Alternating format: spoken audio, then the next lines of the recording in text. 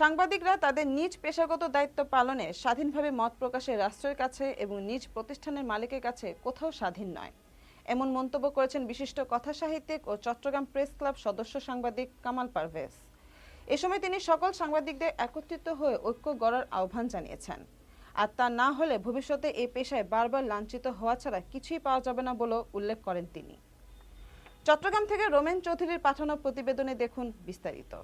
শনিবার বিকেলে চট্টগ্রাম নগরীর খুলশীর ফয়েজ লেক এলাকায় বাংলাদেশ মফস্বল সাংবাদিক ইউনিয়ন চট্টগ্রাম জেলা শাখার আয়োজনে বিএমইউজে কার্যালয়ে মাদ্রাসার এতিম শিশুদের সাথে নিয়ে বিএমইউজে চট্টগ্রাম জেলা শাখার ইফতার ও দোয়া মাহফিল অনুষ্ঠানে প্রধান অতিথির বক্তব্যে সংক্ষিপ্ত আলোচনায় তিনি এসব কথা বলেন।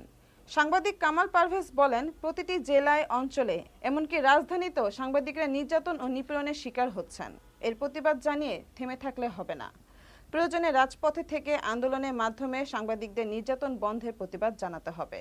এজন্য সাংবাদিকদের ঐক্যবদ্ধ হওয়ার কোনো বিকল্প নেই।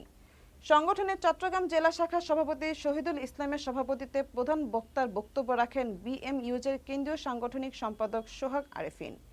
এছাড়া বক্তব্য রাখেন দৈনিক কালের প্রতিচ্ছবির প্রকাশক ও সম্পাদক হাসান আল মামুন, দৈনিক স্বাধীন সংবাদ পত্রিকার উপদেষ্টা সম্পাদক নুরুল আফসার তৌহিদ, সহ সম্পাদক বেলাল আহমেদ, অতিরিক্ত জেলা ও দায়রা জজ আদালতে এপিপি আবু বক্কর সিদ্দিক, সংগঠনের সাধারণ সম্পাদক হুমায়ুন কবির রাব্বি, সহ সভাপতি রুমেন চৌধুরী, সাংগঠনিক সম্পাদক মুরাদ হোসেন বিপ্লব সহ অন্যান্যরা।